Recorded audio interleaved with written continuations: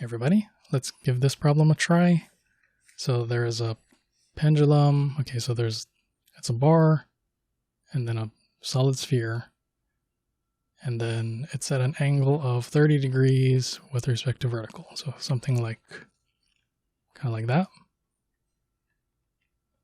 Then there's some kind of pivot over here. Okay. And then this is some angle, right? 30 degrees. Okay, so what is the torque about the pivot? I'll just call this pivot point P for pivot. So the torque about point P. Okay, so what's the free body diagram look like? Here, let me just... There's the free body diagram. Now let's draw all the forces acting. So the center of mass of the bar has some weight. I'll just call it mass of the bar times G. And then there's a, oh, actually, I'll call it, it says a rod, so I'll say MR for rod. And then there's a solid sphere. So the center of mass of the solid sphere, M sphere, okay. And then there's this pivot over here. So there's some normal force from the pivot. I'm not sure what direction it's pointing, so I'm just drawing it at some whatever angle. I'm not sure which direction. Okay, so here's the free body diagram. And we just want to find the torque about over here. So wherever you want to sum torque, for example, you can sum torque about over here. And then there's torque from this force and this force. Or you can sum torque about here. Then there's torque from this and this. Or sum torque about here. And then there's torque from this and this. Which I kind of am leaning towards sum torque about here anyway, because I don't know this. But then also the problem happened to be asking sum the torque about the pivot. So over here. Okay, so let's say I pick coordinates like that. And let's say if the angle is right here, and then whichever way you want to pick coordinates, doesn't matter, it's totally up to you. Let's say like that. And then which way is the z-axis would be this way. Okay, so then there's torque about the pivot. How do you do that? It's, say the pivot is over here. And then we have mg. The torque is R cross F, right? R cross F.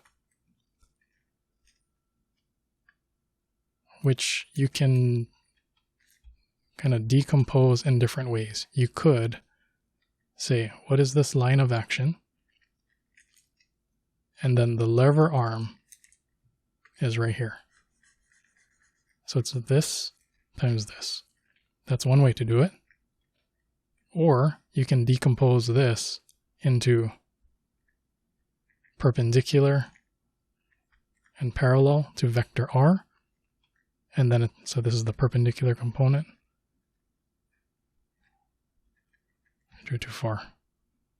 Just like that, right? Just like that.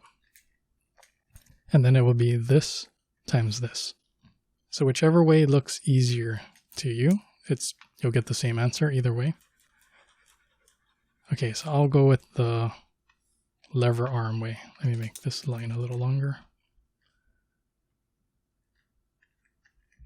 Okay, so for example, the torque from this force is, see this line of action right here. How far is this? L over 2 sine theta, right? Because it's opposite the angle. The angle is, right, the triangle looks like this. The angle's over here. This component is like this, opposite the angle. So here to here is L over 2 sine theta.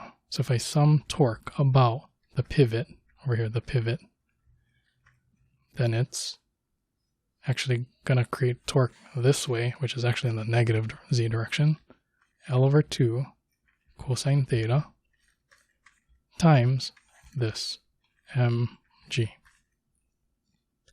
Okay, and then the torque from this force is, see this line of action? How far is this? Here to here is L, here to here is R, so here to here is L plus R, sorry, here to here is L plus R, and then we only want this component, which is opposite the angle. So also in the negative z direction, L plus R cosine theta times mg, ms times g. And there you go, that's the answer. Right, just plug in the numbers. Let me double check. We know the length, 1 meter, and the radius is 30 centimeters, and we know the mass of the rod, and we know the mass of the solid sphere. Okay, so we got all the information, and the angle is 30 degrees. Okay, so that's one way to do it. Or another way is you could just find the center of mass of the pendulum. So let's say the pivot is right here, the pivot. And let's say I pick coordinates, whichever way. Doesn't matter. Okay, so let's say, where is the center of mass with respect to the pivot? So center of mass is a mass-weighted mean position, right? So for the rod, the center of mass of the rod is here. The center of mass of the solid sphere is over here. Okay, and then here to here, here to here is L over 2. Here to here is L, and here to here is R. Okay, so the x component of the center of mass, it's a mass-weighted mean position. So the mass of the rod times the position of the center of mass of the rod, L over 2, plus the mass of the solid sphere times the position of that center of mass, L plus R, divided by the mass of the rod, mass of the sphere. So what would you get if you, right, this is, it's, I'll just say it, right? Kilograms, meters,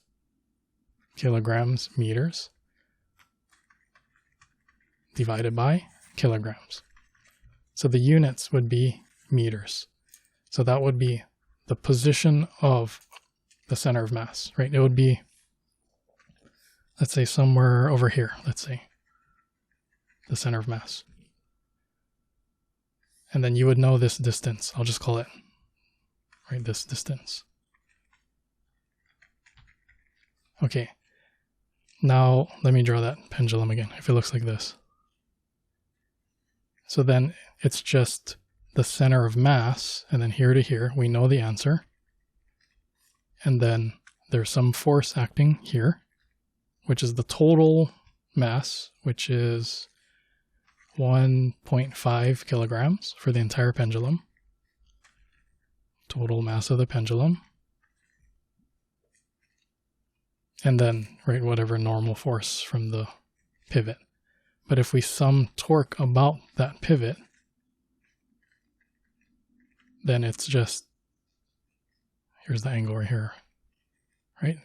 How long is this lever arm right here? X cm sine theta, this is in the negative direction, times m total, so m of the rod plus mass of the sphere, g. And then that's it. Okay, so then if you plug in the numbers, get this answer, plug in the numbers here, you're going to get the exact same answer. So either way, So 2 different ways to do it. So try both of these, because then it's good practice solving for the center of mass of an object. Okay, let me know if you have questions. I'll see you in the next video.